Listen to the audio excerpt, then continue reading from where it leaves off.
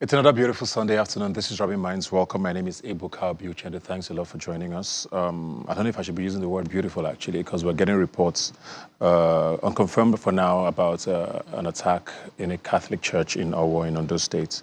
Still trying to get all the details from there, but I think it just puts in perspective the situation Nigeria is in at the moment, where it looks like terror and just violence has taken over the entire landscape, and always seems to be talking politics. Unfortunately, at the same time, politics is also very big in the news at the moment. And we do hope that especially those in government still realize that they still have a job to do while the politicking can happen alongside all of that. So we'll be watching that space and hopefully getting more confirmed reports on all of that. But yeah, we're going to be talking politics today because the APC's presidential primaries will be holding in a day or two. I think tomorrow is the day, actually. And a lot has been going on in the last week, especially with certain candidates. And we're going to be starting our conversation today talking about Godfatherism and Nigerian politics. I have here with me Cynthia Mbamalo, who's the programs director for Yaga Africa. Thanks for being here today. Hi, thank you. So that's a very interesting point to start on, because the last couple of days, I believe it was 2 days ago, when a video surfaced of presidential candidates, Asiwaju Bola Ahmed Tinubu, making certain comments, which a lot of people found quite fascinating. That's a safe word to use. Yes, yeah. And we're hearing reports about, the chairman of the APC also saying something along the lines of some people might be sanctioned as a result of certain comments. What did you think first when you saw that? Because it talked about Mr. President, talked about Mr. Vice President, talked about the governor of Ogun State who was there, basically making assertions to the fact that he was the reason why a lot of these people were in office. And, as much as it's something people have always kind of thought about, it was interesting hearing it from him, wasn't it?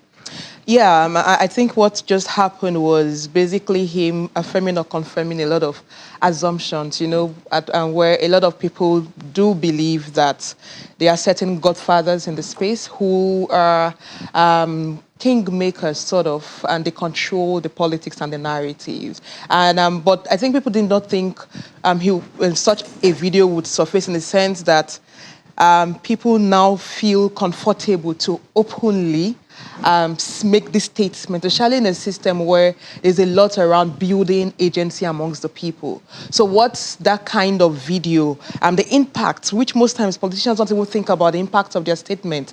What it does is it raises two big questions. The first, it raises a major question in the minds of the voters who believed at some point that our votes got this person in, and they felt that that individual that got into power had some responsibility to them. But it raises that big question around, did we really get this person in? Perhaps that is why this person doesn't feel accountable to us. Yeah. So that's the first. The second, the big question around the process, because now a lot of people begin to doubt the political process itself and actually question the whole concept of democracy. Yeah. Is it really the people that chose the leaders, or is it just one individual or two individuals behind the scenes who did that? And like I said, it's not that people do not think they are godfathers, but what it just did was, I think one is the sheer arrogance in the conversation, and just going out and making such statements regardless of the fact that we're trying to build a system, and that as individuals you have a responsibility to actually show some level of discipline, regardless of how much money you invest, right? Every democracy in every country has individuals who are the big spenders. If you think about the American elections, they are big spenders, right? Yeah, and I think that's, sorry to cut you, because that's what I think got a lot of people talking, because every system has some people who bankroll certain things. Yeah. We have the lobbying system in America, which is quite intense, where certain corporations almost always back certain candidates. But it was sort of, going back to what you mentioned about, even if you can trust the process, or even if you feel like, okay, we voted this person in, it's also a question of who then is this person loyal to? Yeah. Because this person says, oh, I put you there. Without me, you wouldn't have been there. Or when the voters rejected you, I came. Yeah. You were crying on TV. We're hearing certain things. Yeah. Where does the loyalty lie? And like you said, what does it do to voters at this point with regards to confidence, to even bother at a time when apathy is such a problem? Yeah, and I think for such an individual who makes that kind of statement, I actually believe there's a need to come back again to the public and explain and provide context. And that is because we're in a system where, first, you mentioned the apathy. We're talking around how do we increase turnout. Last elections, turnout was at 35% for presidential elections. Youth turnout was at 28% for presidential elections. That's really poor. And we're doing a lot of people are on social media mobilizing offline to get people to vote. And the major question you hear from voters is our votes do not count. And there's a lot around building confidence that your vote actually counts. Just come out to vote. And now you have this statement out in the public. It raises that major question around, okay, so where does loyalty lie? Is it to the people or to one individual who has the money to bankroll the system? Yeah. And it shifts the burden of one responsibility, but also it dislodges the position of power in the system. Why? Our constitution says sovereignty belongs to the people. It's affirmed in the constitution. So ordinarily, there's a sense that we have the power as a people and that we determine who leads us. But what you do with these kinds of statements, or what some politicians have tried to do, is to shift that, where the position of sovereignty lies to an individual or a class of people rather than the people. And that is where we have a major question. I remember one time we were having a conversation some years ago, and one of the lawmakers said, "Oh, you did not get me into office, so don't ask us for accountability." And the constituents that were brought at the town hall were shocked, like, "No, we voted for you." And then the question was, "You think it's your vote that got me into power? It was not your vote. I had to get people who sponsored me, and I need to account to them." And immediately, the dynamics changed. Because as lawmakers, for instance, you should report and represent the people. But if the people who have come to meet you are making demands and you say, "Oh, it's not your vote that got me in. Someone got me in and I need to give accounts and give my kickbacks to that person," it just undermines the whole concept of democracy. And I think towards the next elections, we need to really redefine how we engage and participate. And I don't care how many people bring monies to support individuals, but as voters, we also need to understand that regardless of whose millions or billions bankroll systems, that we also have a role to come out to vote. At the end of the day, the votes are what should be counting, and we should still hold our leaders accountable. And individuals who use monies and think they can rob the system of that sense of accountability to the people should actually begin to be held accountable. Away from even that particular incident, I think what we saw through the primary season, which also got people talking, was the fact that a lot of children of politicians or office holders, both past and present, won tickets from Delta states to parts of the north. Mm-hmm. I think I saw a list that had about 12 or 15 names, including the former child of former head of state, Sani Abacha. Mm-hmm. So it looks like we're starting to build what you would call political sort of legacies in our system. But people would argue it's not a bad thing. We've had the Clintons and the Bushes in America. Mm-hmm. The Kennedys went on for decades, mm-hmm. So it's not necessarily a bad thing. Do you think it is a bad thing here? I do not think it is a bad thing necessarily. I just think it's about the perception, right? Because we still have a major trust issue within our system. And there's also the worry that you have individuals who want their children to take over from them, and it's not a monarchy, it's a democracy. So I think for us, the focus should be around the process through which they emerged. Was it a credible, transparent process? Was there fair competition that anyone, regardless of their social status, would have been able to emerge? I think that should be the basic question. And some of them are young people. Can young people also start having engagements with them to understand, to see if they will have a youth agenda for young people? I think that is important. However, we cannot run away from individuals trying to replicate themselves in politics.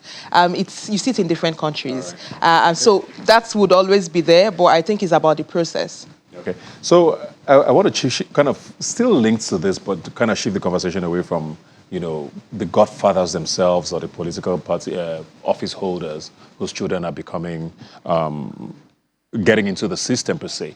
I think what I think is the overriding theme here for me is money, which is why when people talk about, the Not Too Young to Run bill, which became law, and, what it has done to getting young people into the space. I think the overwhelming conversation after that has always been about, can people even afford this system? Which is why godfathers would always exist, because we can't pay our way through what is a very, very expensive political cycle and system, the way things exist now. But we're joined now by Okpe, who's a project lead for Nigeria Youth Futures Fund. And I think I want to throw that question to you about money. With the way the Nigerian political system exists now, we have a new electoral act, which is supposed to have, but it looks like it even took the benchmark higher for these things. Can we stop talking about Godfatherism in politics if politics is as expensive as it is now? Right.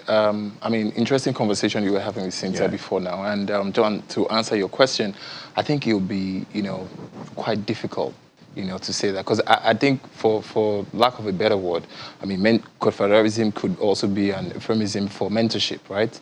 Godfatherism now has assumed the certain status of the negative side of what mentorship is supposed to be. And in the ideal sense, like in business or any other sphere, it's impossible to, ascend the ladder without some kind of support or some people's shoulders to ride on. So I would say it's literally impossible. Yeah. Just as you have it in business, you would always have people who have come before you and who you're trying to go in their steps. Now, the negative connotation that now, pointing to is the kind of the kind of relationship that, this kind of mentorship is producing. If you look at the Sarakila one back in the 90s, or the Nwombodo and the Namani, or even down to what we have going on in Lagos. It's been fraught with relationship around, not really about the people, but around control, I know there was a huge issue around security votes with Ladoja and Adedibu back then, that, you're supposed to be bringing your security vote back to my house. Yes. And, that was like what blew up the relationship. So relationships like that, and I think we need to be frank around the reality of Nigerian politics and how it works and the power that money plays, and how, because of how, deprived our society is, how some people at the end of the day, I've been involved in a lot of elections, and I've seen where people are telling me that, the 5,000 naira that they got during the election time, that was the first time that they held 5,000 naira together in the whole year. So imagine somebody who is having 5,000 naira for the first time in a whole year and telling me that I didn't see you in the last 4 years anyway. So if I get this 5,000 and walk away, what difference does it make? So I think we must accept the fact that for democracy to work, there is a certain minimum of economic threshold. People have to be informed to make informed decisions. You have to be economically empowered to a certain extent, where 5,000 will not matter. So I think Godfatherism, for as long as money will play an important role, there will always be money bags. I guess, how do we get out of this? Because you said we have to face the reality, which I agree with. Because throughout politics, from at least for as long as I can remember, probably the Second Republic was when I think I got cognizance, like you said, the Mwobodos and the Mwodos and all of that. It's been happening even in the Southwest. Do we get to a point now where we find a way of making this a part of the culture and regularizing it in some way? Do we need proper campaign finance reforms where we put a cap? And if we put a cap, how do you monitor that cap? Are these things even possible? Right. So my answer to that is that I believe it's a long game. And the reality of it is that to get the result that we want, it's going to take some time. And speaking to what I said earlier, there has to be we have to demand some certain minimum economic standard for our people. For as long as poverty reigns supreme, just like in every other country where poverty is at this kind of threshold, you witness this kind of situation where it's not about the issues, it's at the end of the day about, this kind of conversations for starters. At what level, if we start to scale it down, can we even have this kind of conversation at the local level, the people who have these PVCs? So that's already tells. So I would say it's a long game.